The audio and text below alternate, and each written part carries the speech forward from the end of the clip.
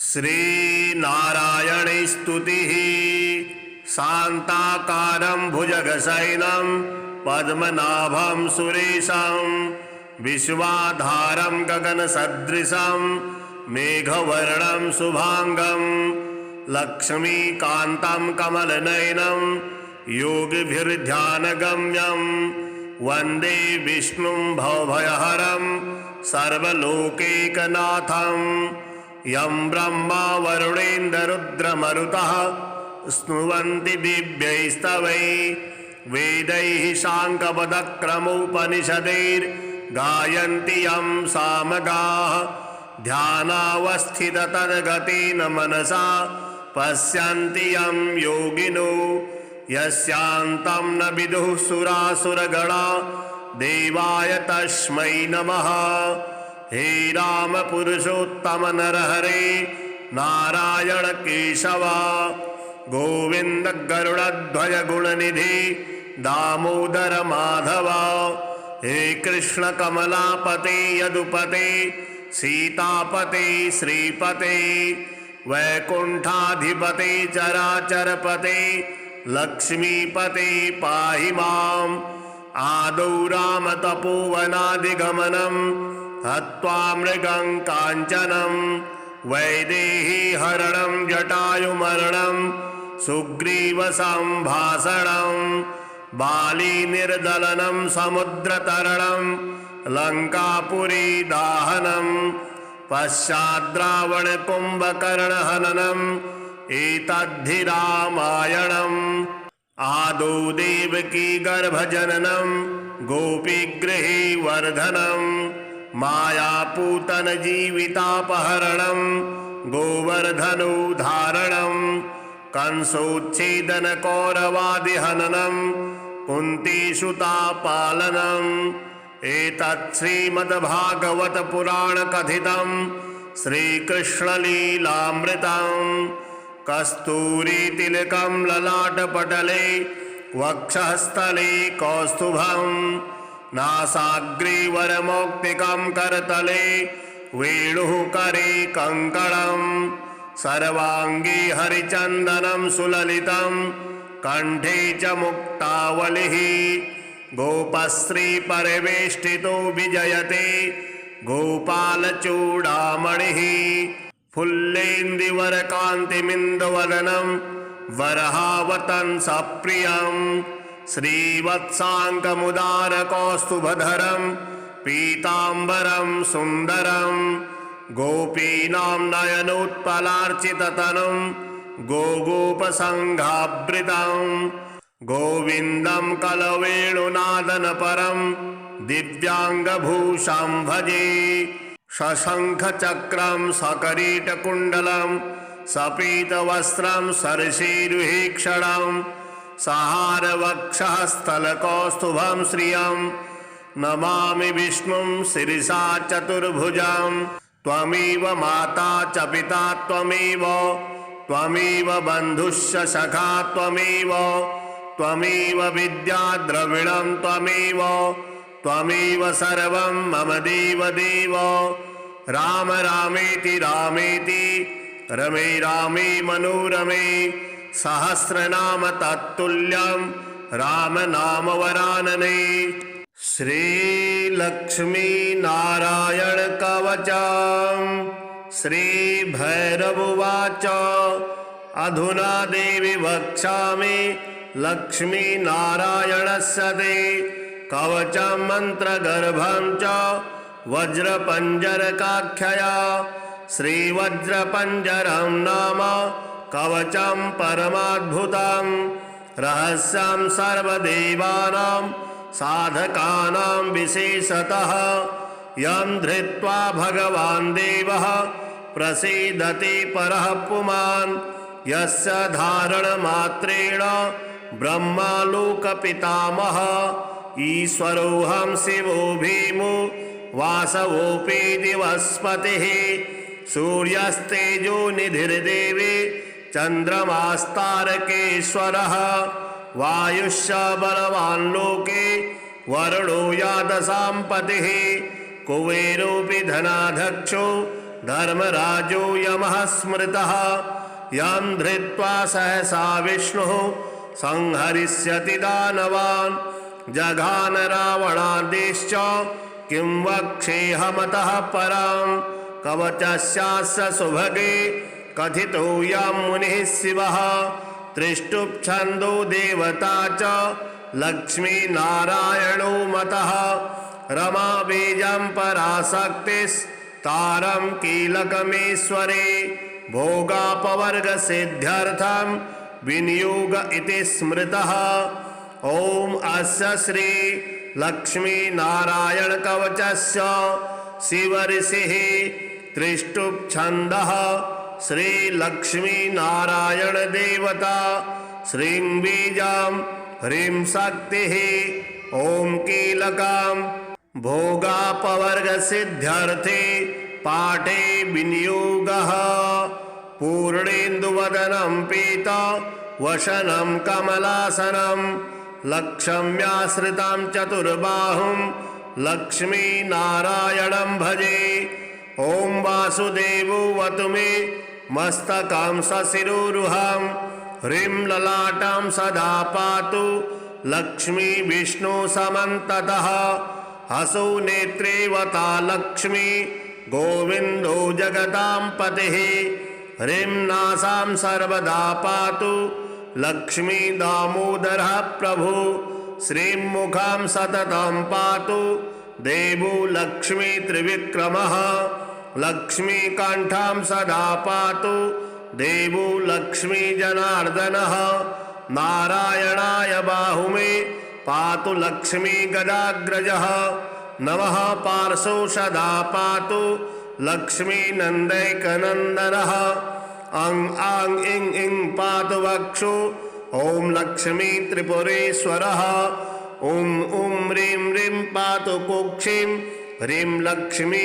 गरुडध्वजः ह्रीं ह्रीं ऐं ऐं पातु पृष्ठां हसौ लक्ष्मी नृसिंहका ओम औं अं अः पातु नाभिं ह्रीं लक्ष्मी विष्टरस्रवः कां खां गं घं गुदं पातु श्रीं लक्ष्मी कैटभान्तकः चं छं झं झं पातु शिष्णं लक्ष्मी लक्ष्मीश्वरः प्रभुः टं ठं डं ढं कटिं पातु नारायणाय नायकः तं थं दं धं पातु चोरु लक्ष्मी जगत्पतिः पं फं बं भं पातु जानु ओम ह्रीं लक्ष्मी चतुर्भुजः यं ब्रं लं वं पातु जंघे हसौ लक्ष्मी गदाधरः सं सं सं हं पातु गुल्फौ ह्रीं श्रीं लक्ष्मी रथाङ्गभृत्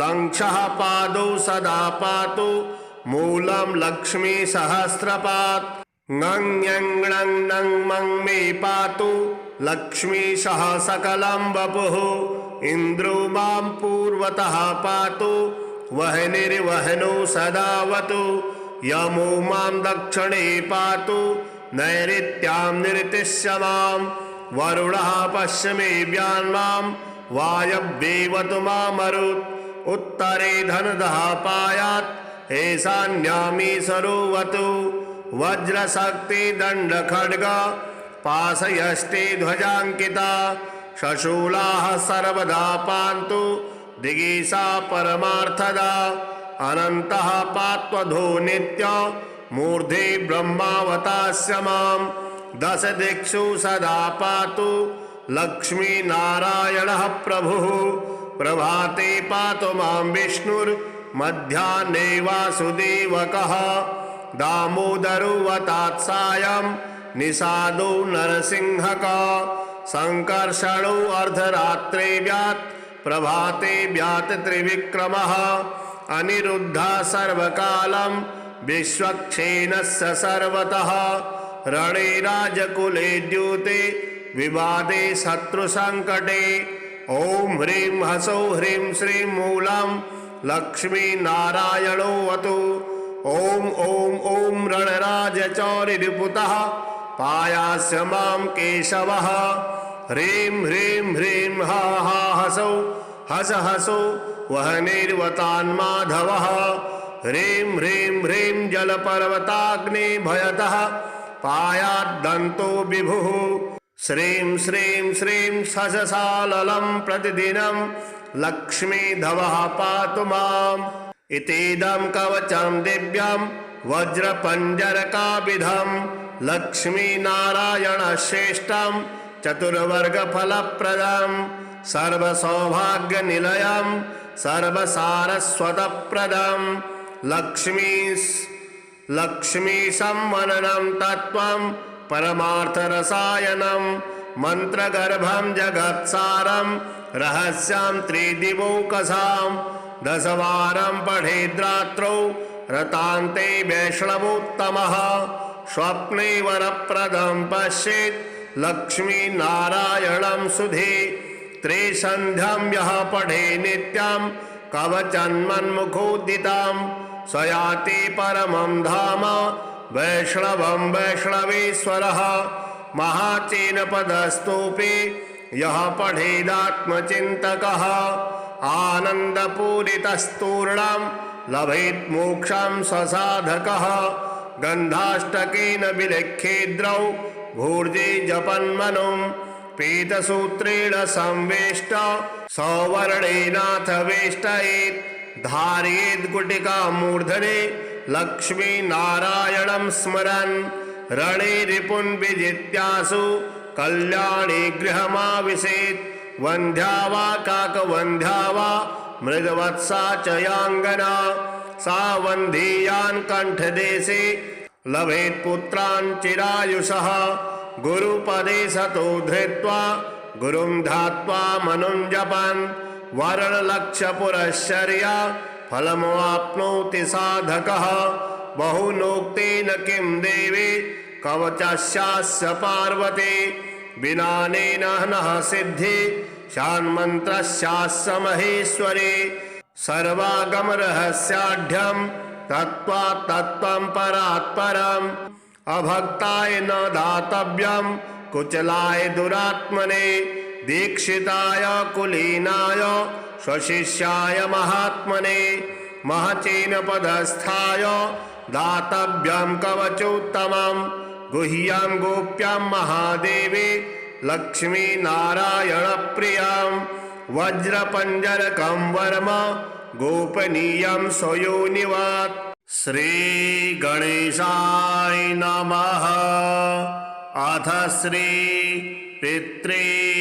पितृस्तोत्रम् जाबालिरुवाच गुरुन् वद महाभाग वेदव्यास जगद्गुरु गुरूणान्तारतम्यं च कस्मात् किं फलमुच्यते।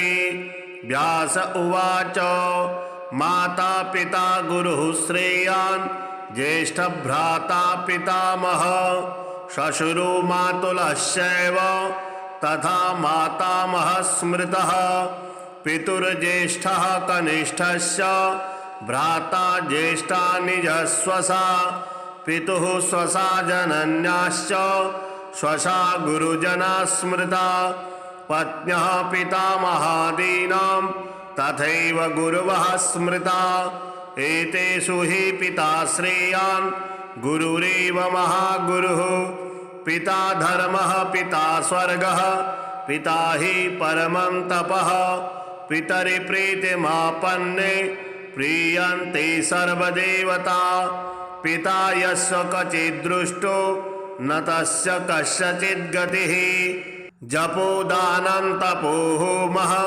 स्नानं तीर्थक्रियाविधिः वृथैव तस्य सर्वाणि कर्माण्यानानि कानचित् करोति सर्वदेवेषां पितरं चानुताप्ययः अनुतापः पितुस्तीव्रं विषं दहति यं सुतं जपादिविफलं तत्र दग्धस्युक्तबीजवत् पित्रार्थे पुण्यकर्माणि कुर्यात् सर्वाणि सत्सुतः तेनानुमतोऽप्येवं कुर्वन्नेवावसीदते यन्नातु पितरं यस्तु कियत् पुण्यं च कारयेत् स तत्पुण्यफलां कोटि गुणमाप्नोति संशयम्। शृणु वक्षे पितुः स्तोत्रम् विष्णवे ब्रह्मणोदितं। नाभिपद्मोद्भवो येन तुष्टाव पितरं शतं।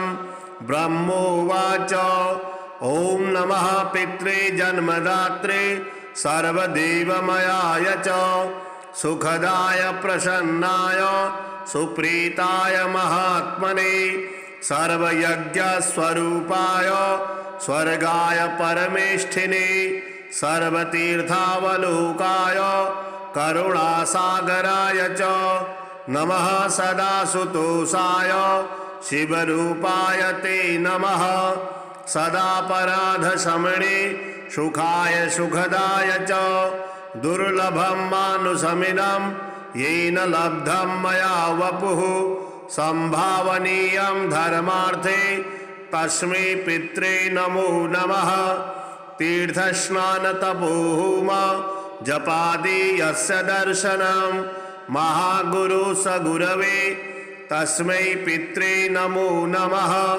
यस्य प्रणामस्तवनात् कोटिशः पितृतर्पणम् अश्वमेधशतैस्तुल्यं तस्मै पित्रे नमो नमः इदं स्तोत्रं पितुः पुण्यं यः पठेत् प्रयतो नरः प्रत्यहं प्रातरुत्थाय पितृश्राद्धदिनेऽपि च स्वजन्मदिवसे साक्षात् पितुरग्रे स्थितोऽपि वा न तस्य दुर्लभं किञ्चित् सर्वज्ञातादिवाञ्छितं नानापकर्म कृत्वापि यः स्तौति पितरं सुतः सध्रुवं प्रविधायैव प्रायश्चित्तं सुखी भवेत् पितुः प्रीतिकरो नित्यं सर्वकर्माण्यथार्हति।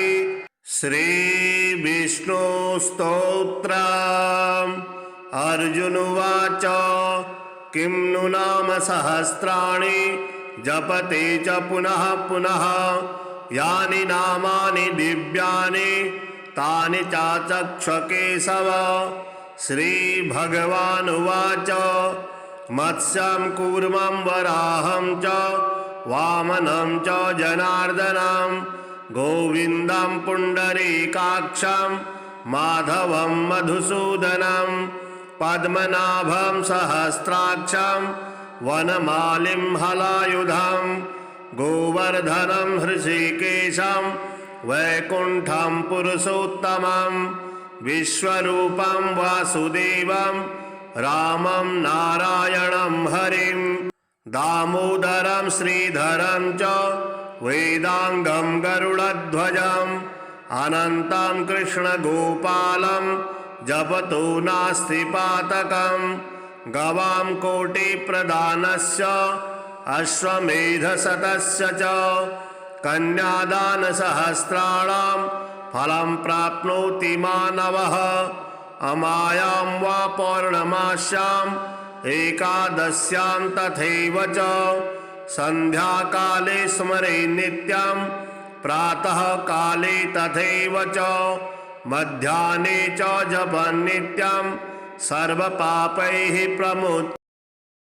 श्रीनारायणे स्तुतिः शान्ताकारं भुजगशयनं पद्मनाभं सुरेशं विश्वाधारं गगनसदृशं मेघवर्णं शुभांगं लक्ष्मीकान्तं कमलनयनं योगिभिर्ध्यानगम्यं वन्दे विष्णुं भवभयहरं सर्वलोकैकनाथं यं ब्रह्मा वरुणेन्द्ररुद्रमरुतः स्तुवन्ति दिव्यैस्तवैः वेदैः साङ्गपदक्रमोपनिषदैर्गायन्ति यं सामगाः ध्यानावस्थिततद्गतेन मनसा पश्यन्ति यं योगिनो यस्यान्तं न विदुः सुरासुरगणा देवाय तस्मै नमः।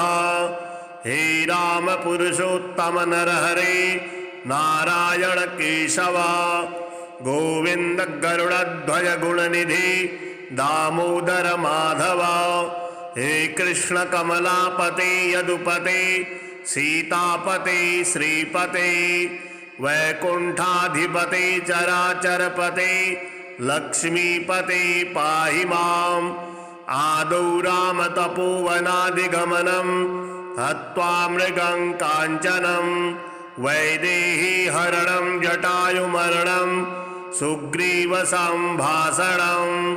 बाली निर्दलनं समुद्रतरणं लंकापुरी दाहनं पश्चाद्रावणकुम्भकर्णहननं एतद्धि रामायणम् आदौ देवकी गर्भजननं गोपीगृहे वर्धनं मायापूतन जीवितापहरणं गोवर्धनोद्धारणं कंसोच्छेदन कौरवादिहननं कुन्तीसुतापालनम्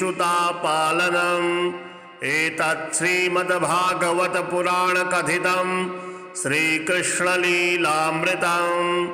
कस्तूरीतिलकं ललाटपटले वक्षःस्थले कौस्तुभं नासाग्रीवरमौक्तिकं करतले वेणुः करे कङ्कणं सर्वाङ्गे हरिचन्दनं सुललितं कण्ठे च मुक्तावलिः गोपश्रीपरिवेष्टितो विजयते गोपालचूडामणिः फुल्लेन्दुवरकान्तिमिन्दुवदनं वरहावतंसप्रियं श्रीवत्साङ्कमुदारकौस्तुभधरं पीताम्बरं सुन्दरं गोपीनां नयनोत्पलार्चिततनुं गोगोपसङ्घावृतं गोविन्दं कलवेणुनादनपरं दिव्याङ्गभूषां भजे शशंखचक्रं सकरीटकुण्डलं सपीतवस्त्रं सरसीरुहेक्षणं सहारवक्षःस्थलकौस्तुभं श्रियं नमामि विष्णुं शिरसा चतुर्भुजं त्वमेव माता च पिता त्वमेव बन्धुश्च सखा त्वमेव विद्या द्रविणं त्वमेव सर्वं मम देव राम रामेति रमे रामे मनोरमे सहस्रनाम तत्तुल्यं राम नाम वरानने श्रीलक्ष्मी नारायण कवचम् श्रीभैरवोवाच अधुना देवी वक्ष्यामि लक्ष्मी नारायणस्य ते कवचं मंत्रगर्भं च वज्रपञ्जरकाख्यया श्रीवज्रपञ्जरं नाम कवचं परमाद्भुतं रहस्यं सर्वदेवानां साधकानां विशेषतः यं धृत्वा भगवान् देवः प्रसीदति परः पुमान् यस्य धारणमात्रेण ब्रह्मालोकपितामहः ईश्वरोऽहं शिवो भीमो वासवोऽपि दिवस्पतिः सूर्यस्तेजो निधिर्देवी चन्द्रमास्तारकेश्वरः वायुश्च बलवान् लोके वरुणो यादसां पतिः कुबेरोऽपि धनाध्यक्षो धर्मराजो यमः स्मृतः यं धृत्वा सहसा विष्णुः संहरिष्यति दानवान् जघान रावणादेश्च किं वक्ष्येऽहमतः परां कवचस्यास्य सुभगे कथितो यं मुनिः शिवः त्रिष्टुप्छन्दो देवता च लक्ष्मी नारायणो मतः रमा बीजं पराशक्तिस्तारं कीलकमेश्वरे भोगापवर्गसिद्ध्यर्थं विनियोग इति स्मृतः ओम अस्य श्री लक्ष्मी नारायण कवचस्य शिव ऋषिः त्रिष्टुप्छन्दः श्री लक्ष्मी नारायण देवता श्रीं बीजं ह्रीं शक्तिः ओम कीलकं भोगापवर्गसिद्ध्यर्थे पाठे विनियोगः पूर्णेन्दुवदनं पीत वशनं कमलासनं लक्ष्म्याश्रितां चतुर्बाहुं लक्ष्मीनारायणं भजे। ॐ वासुदेवोऽवतु मे मस्तकां सशिरोरुहां। ह्रीं ललाटां सदा पातु लक्ष्मी विष्णु समन्ततः। हसौ नेत्रे वता लक्ष्मी गोविन्दो जगतां पतिः। ह्रीं नासां सर्वदा पातु लक्ष्मी दामोदरः प्रभु। श्रीं मुखां सततं पातु देवो लक्ष्मी त्रिविक्रमः। लक्ष्मीकाण्ठां सदा पातु देवो लक्ष्मी जनार्दनः। नारायणाय बाहुमे पातु लक्ष्मी गदाग्रजः। नमः पार्श्वौ सदा पातु लक्ष्मी नन्दैकनन्दनः। अं आं इं इं पातु वक्षो ॐ लक्ष्मी त्रिपुरेश्वरः। ॐ ॐ ह्रीं ह्रीं पातु कुक्षिं ह्रीं लक्ष्मी गरुडध्वजः। ह्रीं ह्रीं ऐं ऐं पातु पृष्ठां हसौ लक्ष्मी नृसिंहका। ॐ औं अं अः पातु नाभिं ह्रीं लक्ष्मी विष्टरस्रवः। कां खां गां घां गुदां पातु श्रीं लक्ष्मी कैटभान्तकः। चां छां झां झां पातु शिश्नं लक्ष्मी लक्ष्मीश्वरः प्रभुः। टां ठां डां ढां कटिं पातु नारायणाय नायकः। तां थां दां धां पातु चोरु लक्ष्मी जगत्पतिः। पां फां बं भं पातु जानु ॐ ह्रीं लक्ष्मी चतुर्भुजः। यं रां लं वं पातु जङ्घे हसौ लक्ष्मी गदाधरः। सां सां सां हं पातु गुल्फौ ह्रीं श्रीं लक्ष्मी रथाङ्गभृत्। लङ्क्षः पादौ सदा पातु मूलं लक्ष्मी सहस्रपात्। ङं ञं णं नं मं मे पातु लक्ष्मी सह सकलं वपुः। इन्द्रो मां पूर्वतः पातु वह्निर्वह्नौ सदावतु।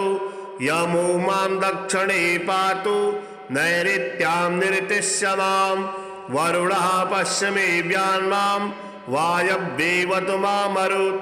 उत्तरे धनदः पायात् ईशान्यामी सरोवतु।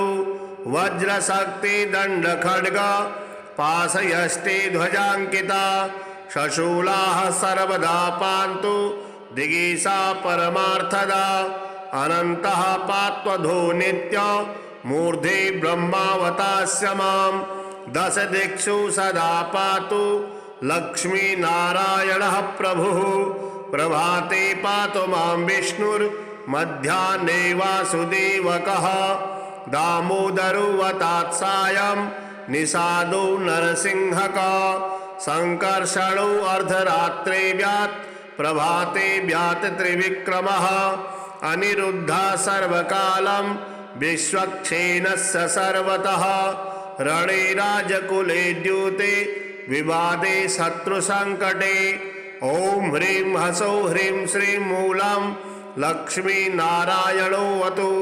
ॐ ॐ ॐ रणराजचौरिरिपुतः पायास्य मां केशवः।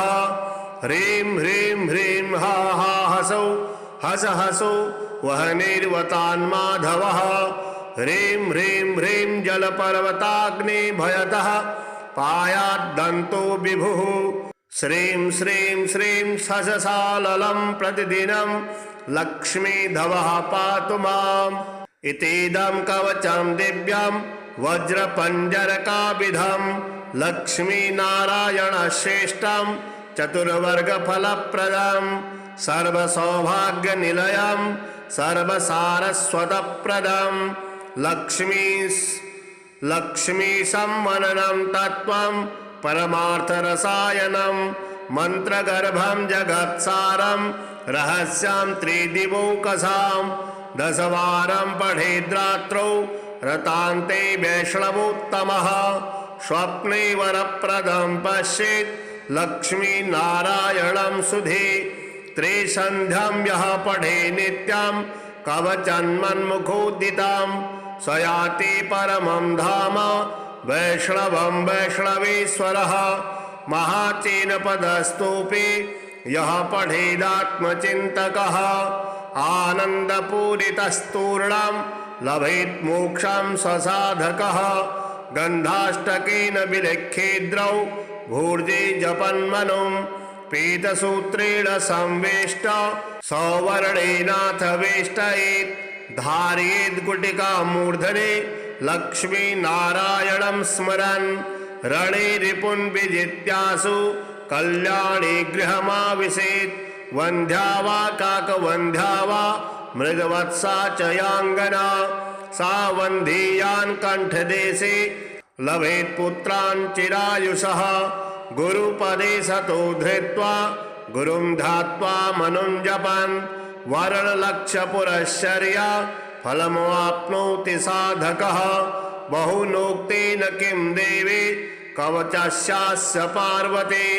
विनानेन नः सिद्धि शान्मन्त्रस्यास्य महेश्वरी सर्वागमरहस्याढ्यं तत्त्वात् तत्त्वं परात् परम् अभक्ताय न दातव्यं कुचलाय दुरात्मने दीक्षिताय कुलीनाय स्वशिष्याय महात्मने महचेन पदस्थाय दातव्यं कवचोत्तमं गुह्यं गोप्यं महादेवी लक्ष्मी नारायण प्रियं वज्रपञ्जरकं वर्म गोपनीयं स्वयोनिवत्। श्री गणेशाय नमः। अथ श्री पितृस्तोत्रम्। जाबालिरुवाच गुरुन् वद महाभाग वेदव्यास जगद्गुरु गुरूणां तारतम्यं च कस्मात् किं फलमुच्यते। व्यास उवाच माता पिता गुरुः श्रेयान् ज्येष्ठभ्राता पितामहः श्वशुरो मातुलश्चैव तथा मातामहः स्मृतः पितुर्ज्येष्ठः कनिष्ठश्च भ्राता ज्येष्ठा निजस्वसा पितुः स्वसा जनन्याश्च स्वसा गुरुजना स्मृता पत्न्यः पितामहादीनां तथैव गुरवः स्मृता एतेषु हि पिता श्रेयान् गुरुरेव महागुरुः पिता धर्मः पिता स्वर्गः पिता हि परमं तपः पितरि प्रीतिमापन्ने प्रीयन्ते सर्वदेवता पिता यस्य क्वचिद्दृष्टो न तस्य कस्यचित् गतिः जपोदानं तपो होमः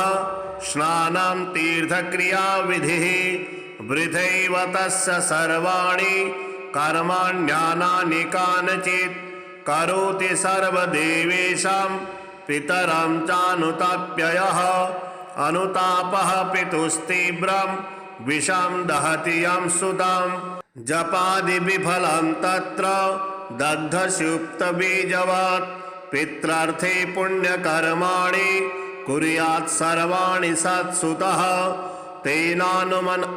तेनानुमतोऽप्येवं कुर्वन्नेवावसीदते यन्नातु पितरं यस्तु कियत् पुण्यं च कारयेत् स तत्पुण्यफलं कोटि गुणमाप्नोति संशयं शृणु वक्षे पितुः स्तोत्रं विष्णवे ब्रह्मणोदितं नाभिपद्मोद्भवो येन तुष्टाव पितरं शतं ब्रह्मोवाच ॐ नमः पित्रे जन्मदात्रे सर्वदेवमयाय च सुखदाय प्रसन्नाय सुप्रीताय महात्मने सर्वयज्ञस्वरूपाय स्वर्गाय परमेष्ठिने सर्वतीर्थावलोकाय करुणासागराय च नमः सदासुतोषाय शिवरूपाय ते नमः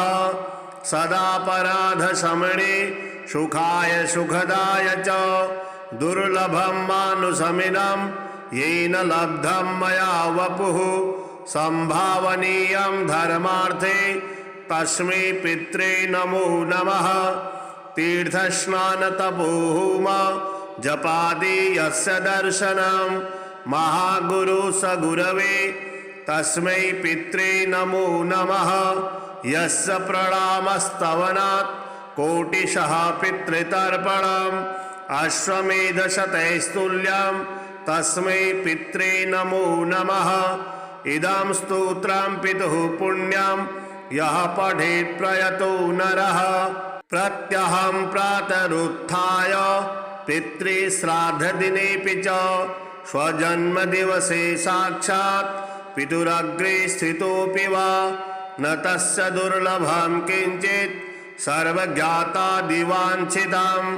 नानापकर्म कृत्वापि यः स्तौति पितरं सुतः सध्रुवं प्रविधायैव प्रायश्चित्तं सुखी भवेत्। पितुः प्रीतिकरो नित्यं सर्वकर्माण्यथार्हति। श्रीविष्णुस्तोत्रम्। अर्जुन उवाच किं नु नाम सहस्राणि जपते च पुनः पुनः यानि नामानि दिव्यानि तानि चाचक्ष केशव। श्रीभगवानुवाच मत्स्यं कूर्मं वराहं च वामनं च जनार्दनं गोविन्दं पुण्डरीकाक्षं माधवं मधुसूदनं पद्मनाभं सहस्राक्षं वनमालिं हलायुधं गोवर्धनं हृषीकेशं वैकुण्ठं पुरुषोत्तमं विश्वरूपं वासुदेवं रामं नारायणं हरिं दामोदरं श्रीधरं च वेदांगं गरुडध्वजम् अनन्तं कृष्णगोपालं जपतो नास्ति पातकम्। गवां कोटिप्रदानस्य अश्वमेधशतस्य च कन्यादानसहस्राणां फलं प्राप्नोति मानवः। अमायां वा पौर्णमास्याम् एकादश्यां तथैव च सन्ध्याकाले स्मरे नित्यं प्रातः काले तथैव च मध्याह्ने च जपन् नित्यं सर्वपापैः प्रमुच्यते। श्रीनारायणे स्तुतिः। शान्ताकारं भुजगशयनं पद्मनाभं सुरेशं विश्वाधारं गगनसदृशं मेघवर्णं शुभांगं लक्ष्मीकान्तं कमलनयनं योगिभिर्ध्यानगम्यं वन्दे विष्णुं भवभयहरं सर्वलोकैकनाथं। यं ब्रह्मा वरुणेन्द्ररुद्रमरुतः स्तुवन्ति दिव्यैस्तवैः वेदैः साङ्गपदक्रमोपनिषदैर्गायन्ति यं सामगाः। ध्यानावस्थिततद्गतेन मनसा पश्यन्ति यं योगिनो यस्यान्तं न विदुः सुरासुरगणा देवाय तस्मै नमः। हे राम पुरुषोत्तम नरहरे नारायण केशव गोविंद गरुड़ध्वज गुणनिधि दामोदर माधव। हे कृष्ण कमलापते यदुपते सीतापते श्रीपते वैकुंठाधिपते चराचरपते लक्ष्मीपते पाहि माम्। आदौ राम तपोवनादिगमनं हत्वा मृगं काञ्चनं वैदेही हरणं जटायुमरणं सुग्रीवसंभाषणं बाली निर्दलनं समुद्रतरणं लंकापुरी दाहनं पश्चाद्रावणकुम्भकर्णहननं एतद्धि रामायणम्। आदौ देवकी गर्भजननं गोपीगृहे वर्धनं मायापूतन जीवितापहरणं गोवर्धनोद्धारणं कंसोच्छेदन कौरवादिहननं कुन्तीसुतापालनम्। एतत् श्रीमद्भागवत पुराण कथितं श्रीकृष्णलीलामृतं। कस्तूरी तिलकं ललाटपटले वक्षस्थले कौस्तुभं नासाग्रे वरमौक्तिकं करतले वेणुः करे कङ्कणं सर्वाङ्गे हरिचन्दनं सुललितं कण्ठे च मुक्तावलिः गोपश्री परिवेष्टितो विजयते गोपालचूडामणिः फुल्लेन्दुवरकान्तिमिन्दुवदनं वरहावतंसप्रियं श्रीवत्साङ्कमुदारकौस्तुभधरं पीताम्बरं सुन्दरं गोपीनां नयनोत्पलार्चिततनुं गोगोपसङ्घावृतं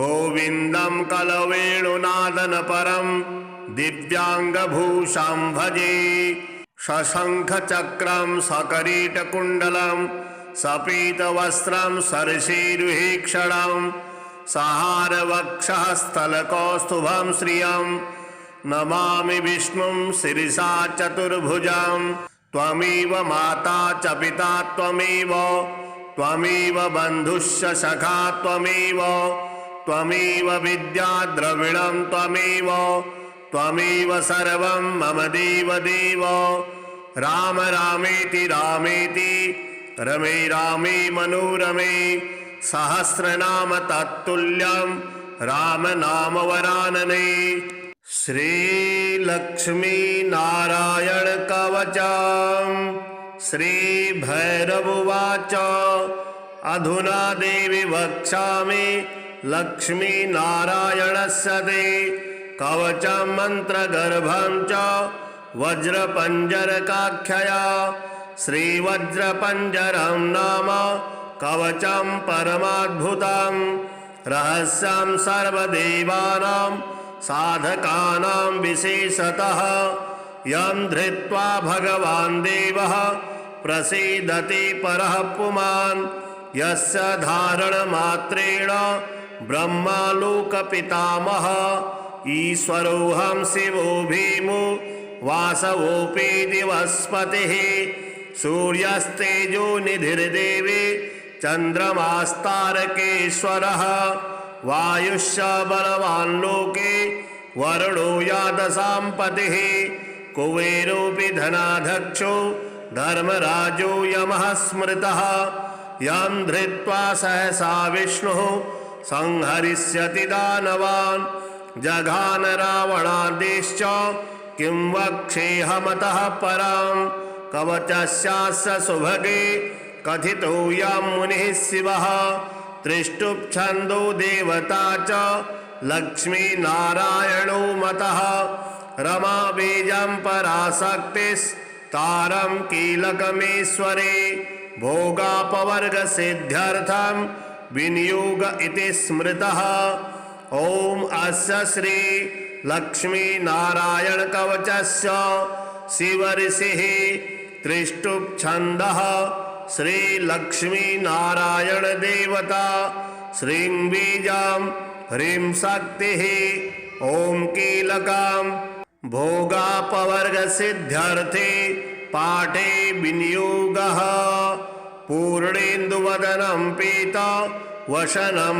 कमलासनं लक्ष्म्याश्रितां चतुर्बाहुं लक्ष्मी नारायणं भजे ॐ वासुदेवो वतु मे मस्तकं सशिरोरुहं ह्रीं ललाटां सदा पातु लक्ष्मी विष्णु समन्ततः हसौ नेत्रे वता लक्ष्मी गोविन्दो जगतां पतिः ह्रीं नासां सर्वदा पातु लक्ष्मी दामोदरः प्रभु श्रीं मुखां सततं पातु देवो लक्ष्मी त्रिविक्रमः लक्ष्मीकण्ठां सदा पातु देवो लक्ष्मी जनार्दनः नारायणाय बाहुमे पातु लक्ष्मी गदाग्रजः नमः पार्श्वो सदा पातु लक्ष्मी नन्दैकनन्दनः अं आं इं इं पातु वक्षो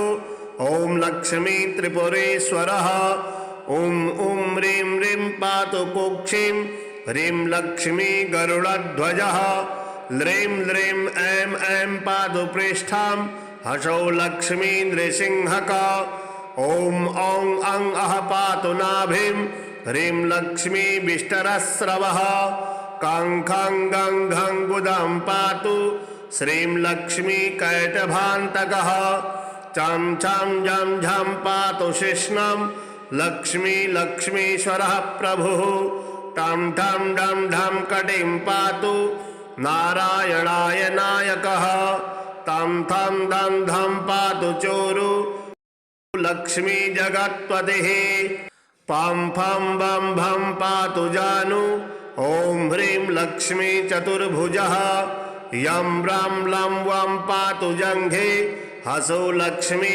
गदाधरः सं सं सं हं पातु गुल्फौ ह्रीं श्रीं लक्ष्मी रथाङ्गभृत् लङ्क्षः पादौ सदा पातु मूलं लक्ष्मी सहस्रपात् ङं ञं णं नं मं मे पातु लक्ष्मी सह सकलं वपुः इन्द्रो मां पूर्वतः पातु वह्निर्वह्नौ सदावतु यमो मां दक्षिणे पातु नैऋत्यां निरतिश्च मां वरुणः पश्चिमे व्यान्मां वायव्येवतु मामरुत् उत्तरे धनदः पायात् ईशान्यामी सरोवतु वज्रशक्ति दंड खड्ग पाशयष्टि ध्वजांकिता शशूलाः सर्वदा पान्तु दिगीसा परमार्थदा अनन्तः पात्वधो नित्य मूर्धे ब्रह्मावतास्य मां दश दिक्षु सदा पातु लक्ष्मी नारायणः प्रभुः प्रभाते पातु मां विष्णुर्मध्याह्ने वासुदेवकः दामोदरोऽवतात्सायं निषादो नरसिंहका संकर्षणो अर्धरात्रे व्यात् प्रभाते व्यात् त्रिविक्रमः अनिरुद्धः सर्वकालं विश्वक्षेणस्य सर्वतः रणे राजकुले द्यूते विवादे शत्रुसङ्कटे ॐ ह्रीं हसौ ह्रीं श्रीं मूलं लक्ष्मी नारायणोऽवतु ॐ ॐ ॐ रणराजचौरिरिपुतः पायास्य मां केशवः ह्रीं ह्रीं ह्रीं हा हा हसौ हस हसौ वह्निर्वतान्माधवः ह्रीं ह्रीं ह्रीं जलपर्वताग्नि भयतः पायाद्दन्तो विभुः श्रीं श्रीं श्रीं सशसाललं प्रतिदिनं लक्ष्मीधवः पातु माम् इतीदं कवचं दिव्यं वज्रपञ्जरकाविधं लक्ष्मीनारायणश्रेष्ठं चतुर्वर्गफलप्रदं सर्वसौभाग्यनिलयं सर्वसारस्वतप्रदं लक्ष्मीसंवननं तत्त्वं परमार्थरसायनं मन्त्रगर्भं जगत्सारं रहस्यं त्रिदिवौकसां दशवारं पठेद्रात्रौ रतान्ते वैष्णवोत्तमः स्वप्ने वरप्रदं पश्येत् लक्ष्मीनारायणं सुधे त्रिसन्ध्यं यः पठे नित्यं कवचन्मन्मुखोदितं स याति परमं धाम वैष्णवं वैष्णवेश्वरः महाचीनपदस्तोऽपि यः पठेदात्मचिन्तकः आनन्दपूरितस्तूर्णं लभेत् मोक्षं स्वसाधकः गन्धाष्टकेन विलिख्येद्रौ भूर्जे जपन्मनुं पीतसूत्रेण संवेष्ट सौवर्णेनाथ वेष्टयेत् धारयेत् गुटिकां मूर्धने लक्ष्मीनारायणं स्मरन् रणे रिपुन् विजित्यासु कल्याणे गृहमाविशेत् वन्ध्या वा काकवन्ध्या वा मृगवत्सा च याङ्गना सा वन्धीयान् कण्ठदेशे लभेत् पुत्रान् चिरायुषः गुरुपदे सतो धृत्वा गुरुं ध्यात्वा मनुं जपन् वर्णलक्षपुरश्चर्या फलमवाप्नोति साधकः बहुनोक्तेन किं देवी कवचस्यास्य पार्वती विनानेन नः सिद्धि शान्मन्त्रस्यास्य महेश्वरी सर्वागमरहस्याढ्यं तत्त्वात् तत्त्वं परात् परं अभक्ताय न दातव्यं कुचलाय दुरात्मने दीक्षिताय कुलीनाय स्वशिष्याय महात्मने महचेन पदस्थाय दातव्यं कवचोत्तमं गुह्यं गोप्यं महादेवे लक्ष्मी नारायण प्रियं वज्रपंजरकं वर्म गोपनीयं स्वयोनिवत्। श्री गणेशाय नमः। अथ श्री पितृस्तोत्रम्। जाबालिरुवाच गुरुन्वद महाभाग वेदव्यास जगद्गुरु गुरूणान्तारतम्यं च कस्मात् किं फलमुच्यते। व्यास उवाच माता पिता गुरुः श्रेयान् ज्येष्ठभ्राता पितामह श्वशुरो मातुलश्चैव तथा मातामहः स्मृतः पितुर्ज्येष्ठः कनिष्ठश्च भ्राता ज्येष्ठा निजस्वसा पितुः स्वसा जनन्याश्च स्वसा गुरुजना स्मृता पत्न्यः पितामहादीनां तथैव गुरवः स्मृता एतेषु हि पिता श्रेयान् गुरुरेव महागुरुः पिता धर्मः पिता स्वर्गः पिता हि परमं तपः पितरि प्रीतिमापन्ने प्रीयन्ते सर्वदेवता पिता यस्य क्वचिद्दृष्टो न तस्य कस्यचित् गतिः जपोदानं तपो होमः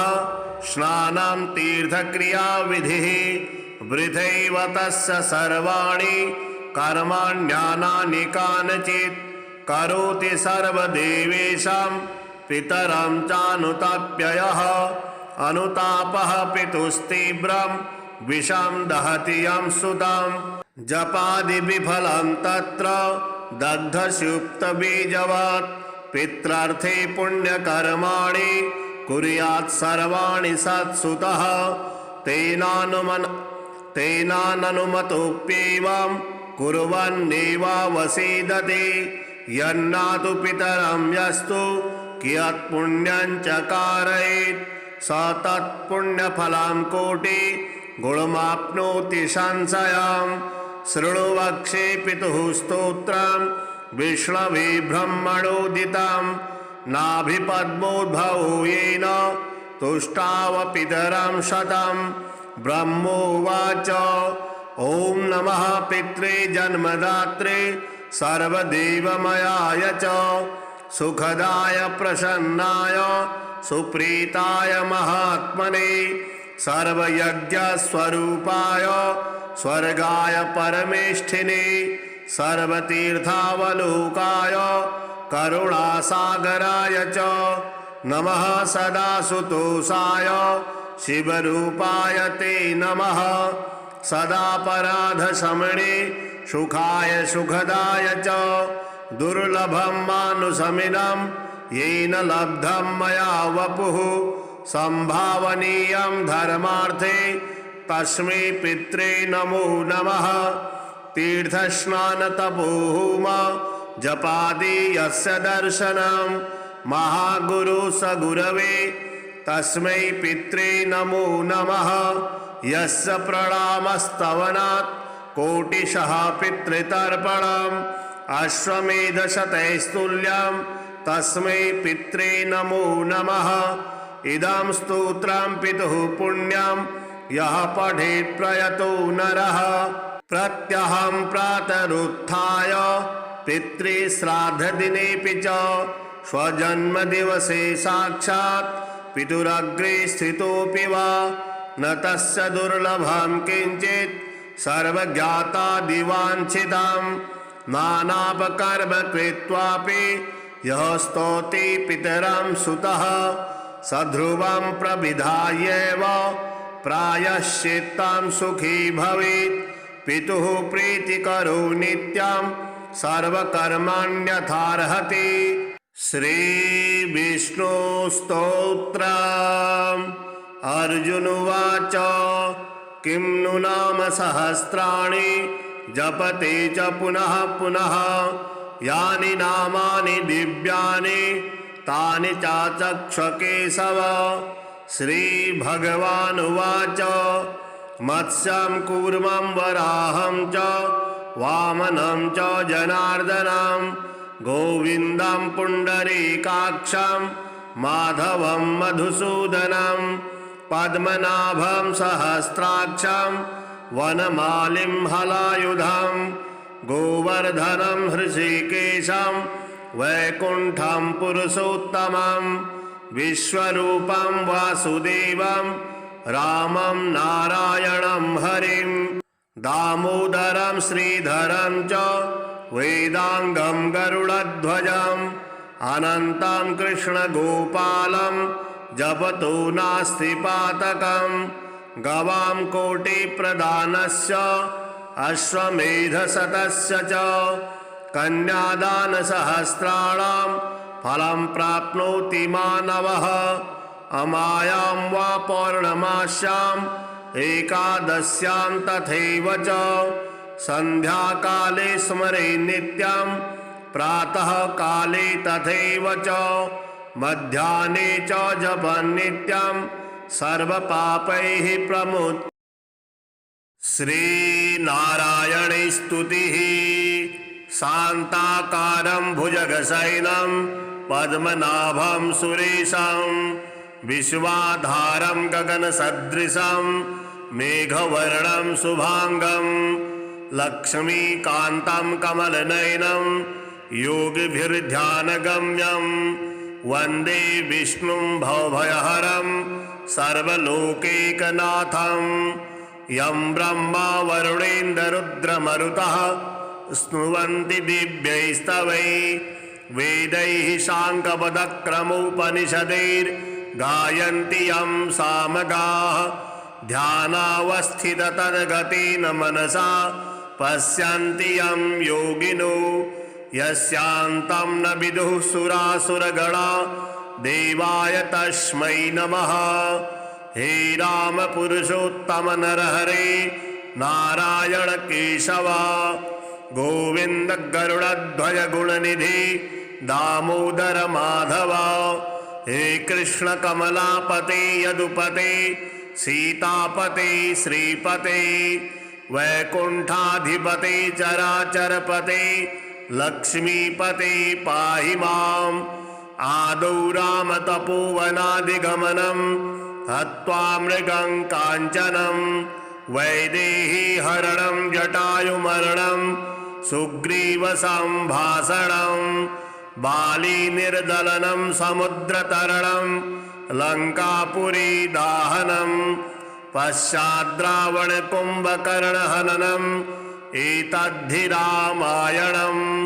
आदौ देवकी गर्भजननं गोपीगृहे वर्धनं मायापूतन जीवितापहरणं गोवर्धनोद्धारणं कंसोच्छेदन कौरवादिहननं कुन्तीसुतापालनम्।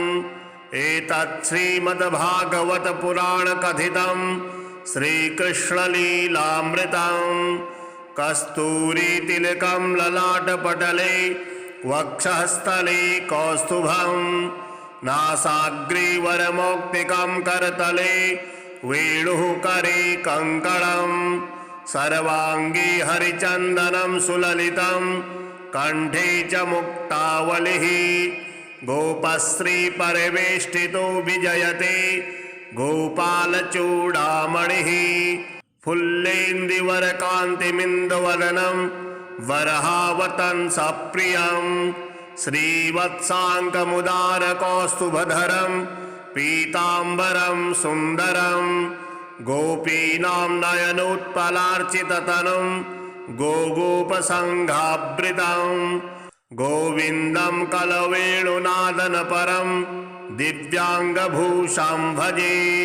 शशंखचक्रं सकरीटकुण्डलं सपीतवस्त्रं सरसीरुहीक्षणं सहारवक्षःस्थलकौस्तुभं श्रियं नमामि विष्णुं शिरसा चतुर्भुजं। त्वमेव माता च पिता त्वमेव त्वमेव बन्धुश्च सखा त्वमेव त्वमेव विद्या द्रविणं त्वमेव सर्वं मम देव देव। राम रामेति रामेति रमे रामे मनोरमे सहस्रनाम तत्तुल्यं राम नाम वरानने। श्री लक्ष्मी नारायण कवचम्। श्री भैरवुवाच अधुना देवी वक्ष्यामि लक्ष्मी नारायणस्य ते कवचं मन्त्रगर्भं च वज्रपञ्जरकाख्यया। श्रीवज्रपञ्जरं नाम कवचं परमाद्भुतं रहस्यं सर्वदेवानां साधकानां विशेषतः यं धृत्वा भगवान् देवः प्रसीदति परः पुमान्। यस्य धारणमात्रेण ब्रह्मालोकपितामहः ईश्वरोऽहं शिवो भीमो वासवोऽपि दिवस्पतिः। सूर्यस्तेजो निधिर्देवी चन्द्रमास्तारकेश्वरः वायुश्च बलवान् लोके वरुणो यादसाम्पतिः। कुबेरोऽपि धनाध्यक्षो धर्मराजो यमः स्मृतः यं धृत्वा सहसा विष्णुः संहरिष्यति दानवान्। जघान रावणादेश्च किं वक्ष्येऽहमतः परां कवचस्यास्य सुभगे कथितो यं मुनिः शिवः। त्रिष्टुप्छन्दो देवता च लक्ष्मी नारायणो मतः रमा बीजं पराशक्तिस्तारं कीलकमेश्वरे भोगापवर्गसिद्ध्यर्थं विनियोग इति स्मृतः। ॐ अस्य श्री लक्ष्मी नारायण कवचस्य शिवऋषिः त्रिष्टुप्छन्दः श्री लक्ष्मी नारायण देवता श्रीं बीजां ह्रीं शक्तिः ॐ कीलकां भोगापवर्गसिद्ध्यर्थे पाठे विनियोगः। पूर्णेन्दुवदनं पीतवसनं कमलासनं लक्ष्म्याश्रितां चतुर्बाहुं लक्ष्मीनारायणं भजे। ॐ वासुदेवोऽवतु मे मस्तकं सशिरोरुहं ह्रीं ललाटां सदा पातु लक्ष्मी विष्णु समन्ततः। हसौ नेत्रेवता लक्ष्मी गोविन्दो जगतां पतिः ह्रीं नासां सर्वदा पातु लक्ष्मी दामोदरः प्रभु। श्रीं मुखां सततं पातु देवो लक्ष्मी त्रिविक्रमः लक्ष्मीकण्ठां सदा पातु देवो लक्ष्मी जनार्दनः। नारायणाय बाहुमे पातु लक्ष्मी गदाग्रजः नमः पार्श्वो सदा पातु लक्ष्मी नन्दैकनन्दनः। अं आं इं इं पातु वक्षो ॐ लक्ष्मी त्रिपुरेश्वरः। ॐ ॐ ह्रीं ह्रीं पातु कुक्षिं ह्रीं लक्ष्मी गरुडध्वजः। ह्रीं ह्रीं ऐं ऐं पातु पृष्ठां हसौ लक्ष्मी नृसिंहका। ॐ औं अं अः पातु नाभिं ह्रीं लक्ष्मी विष्टरस्रवः। कां खां गं घं गुदं पातु श्रीं लक्ष्मी कैटभान्तकः। चं छं झं झं पातु शिश्नं लक्ष्मी लक्ष्मीश्वरः प्रभुः। टं ठं ढं ढं कटिं पातु नारायणाय नायकः। तं थं दं धं पातु चोरु लक्ष्मी जगत्पतिः। पं फं बं भं पातु जानु ॐ ह्रीं लक्ष्मी चतुर्भुजः। यं ब्रं लं वं पातु जङ्घे हसौ लक्ष्मी गदाधरः। सं सं सं हं पातु गुल्फौ ह्रीं श्रीं लक्ष्मी रथाङ्गभृत्। लङ्क्षः पादौ सदा पातु मूलं लक्ष्मी सहस्रपात्। ङं ञं णं नं मं मे पातु लक्ष्मी सह सकलं वपुः। इन्द्रो मां पूर्वतः पातु वह्निर्वह्नौ सदावतु। यमो मां दक्षिणे पातु नैऋत्यां निरतिश्य मां वरुणः पश्चिमेव्यान्मां वायव्येवतु मामरुत् उत्तरे धनुधः पायात् ईशान्यामीशरुवतु वज्रशक्ति दण्डखड्ग पाशयष्टि ध्वजाङ्किता शशूलाः सर्वदा पान्तु दिगीषा परमार्थदा अनन्तः पात्वधो नित्य मूर्धे ब्रह्मावतास्य मां दश दिक्षु सदा पातु लक्ष्मीनारायणः प्रभुः प्रभाते पातु मां विष्णुर्मध्याह्ने वासुदेवकः दामोदरोऽवतात् सायं निषादो नरसिंहकः संकर्षणो अर्धरात्रे व्यात् प्रभाते व्यात् त्रिविक्रमः अनिरुद्धः सर्वकालं विश्वक्षेणस्य सर्वतः रणे राजकुले द्यूते विवादे शत्रुसङ्कटे ॐ ह्रीं ह्सौः ह्रीं श्रीं मूलं लक्ष्मीनारायणोऽवतु ॐ ॐ ॐ रणराजचौरिरिपुतः पायास्य मां केशवः ह्रीं ह्रीं ह्रीं हा हा हसौ हस हसौ वह्निर्वतान्माधवः ह्रीं ह्रीं ह्रीं जलपर्वताग्नि भयतः पायाद्दन्तो विभुः श्रीं श्रीं श्रीं सशसाललं प्रतिदिनं लक्ष्मीधवः पातु माम् इतीदं कवचं दिव्यं वज्रपञ्जरकाविधं लक्ष्मीनारायणश्रेष्ठं चतुर्वर्गफलप्रदं सर्वसौभाग्यनिलयं सर्वसारस्वतप्रदं लक्ष्मीसंवननं तत्त्वं परमार्थरसायनं मन्त्रगर्भं जगत्सारं रहस्यं त्रिदिवौकसां दशवारं पठेद्रात्रौ रतान्ते वैष्णवोत्तमः स्वप्ने वरप्रदं पश्येत् लक्ष्मीनारायणं सुधे त्रिसन्ध्यं यः पठे नित्यं कवचन्मन्मुखोदितां स याति परमं धाम वैष्णवं वैष्णवेश्वरः महाचीनपदस्तोऽपि यः पठेदात्मचिन्तकः आनन्दपूरितस्तूर्णं लभेत् मोक्षं ससाधकः गन्धाष्टकेन विलिख्येद्रौ भूर्जे जपन्मनुं पीतसूत्रेण संवेष्ट सौवर्णेनाथ वेष्टयेत् धारयेद् गुटिकां मूर्धने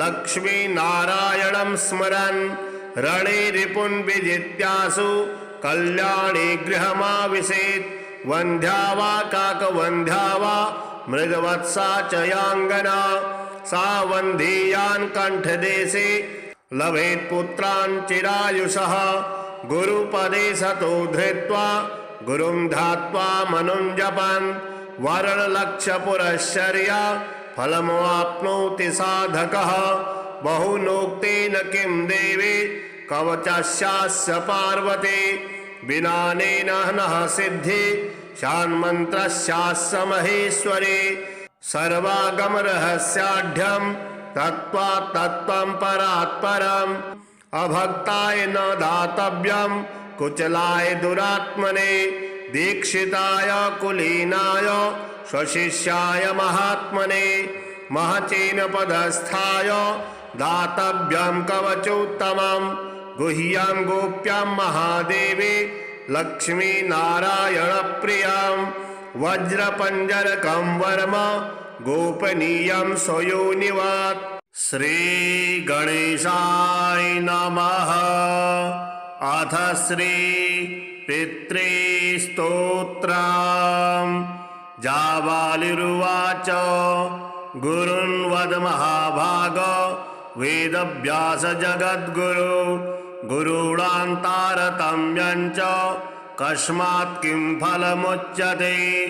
व्यास उवाच माता पिता गुरुः श्रेयान् ज्येष्ठभ्राता पितामह श्वशुरो मातुलश्चैव तथा मातामहः स्मृतः पितुर्ज्येष्ठः कनिष्ठस्य भ्राता ज्येष्ठा निजस्वसा पितुः स्वसा जनन्याश्च स्वसा गुरुजना स्मृता पत्न्यः पितामहादीनां तथैव गुरवः स्मृता एतेषु हि पिता श्रेयान् गुरुरेव महागुरुः पिता धर्मः पिता स्वर्गः पिता हि परमं तपः पितरि प्रीतिमापन्ने प्रीयन्ते सर्वदेवता पिता यस्य कचिद्दृष्टो न तस्य कस्यचित् गतिः जपोदानं तपो होमः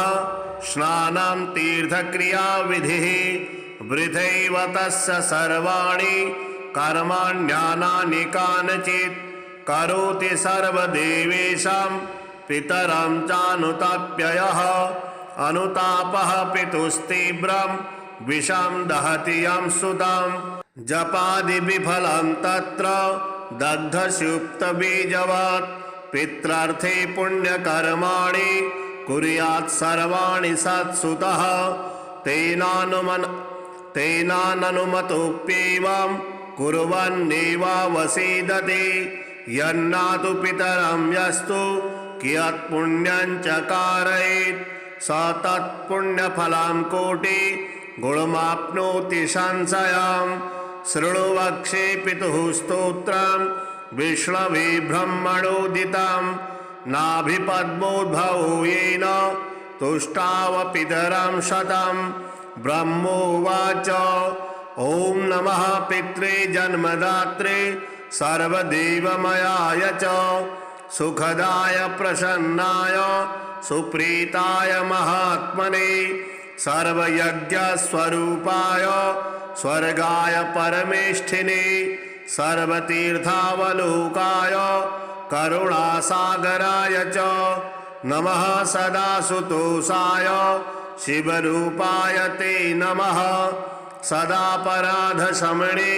सुखाय सुखदाय च दुर्लभं मानुषमिनं येन लब्धं मया वपुः संभावनीयं धर्मार्थे तस्मै पित्रे नमो नमः तीर्थस्नानतपोहोम जपादि यस्य दर्शनं महागुरु स गुरवे तस्मै पित्रे नमो नमः यस्य प्रणामस्तवनात् कोटिशः पितृतर्पणम् अश्वमेधशतैस्तुल्यं तस्मै पित्रे नमो नमः इदं स्तोत्रं पितुः पुण्यं यः पठेत् प्रयतो नरः प्रत्यहं प्रातरुत्थाय पितृश्राद्धदिनेऽपि च स्वजन्मदिवसे साक्षात् पितुरग्रे स्थितोऽपि वा न तस्य दुर्लभं किञ्चित् सर्वज्ञातादिवाञ्छितं नानापकर्म कृत्वापि यः स्तौति पितरं सुतः सध्रुवं प्रविधायैव प्रायश्चित्तं सुखी भवेत् पितुः प्रीतिकरो नित्यं सर्वकर्माण्यथार्हति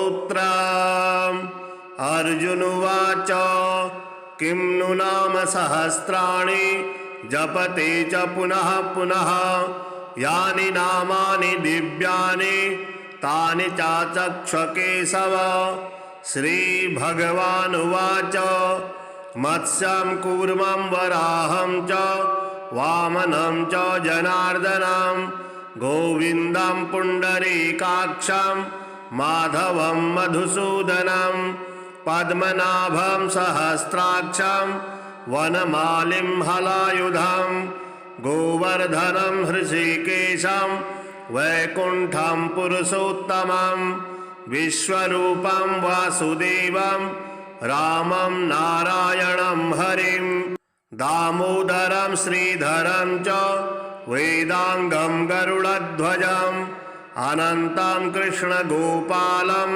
जपतो नास्ति पातकं गवां कोटिप्रदानस्य अश्वमेधशतस्य च कन्यादानसहस्राणां फलं प्राप्नोति मानवः अमायां वा पौर्णमास्याम् एकादश्यां तथैव च संध्याकाले स्मरे नित्यं प्रातः काले तथैव च मध्याह्ने च जपन् नित्यं सर्वपापैः प्रमुच्यते।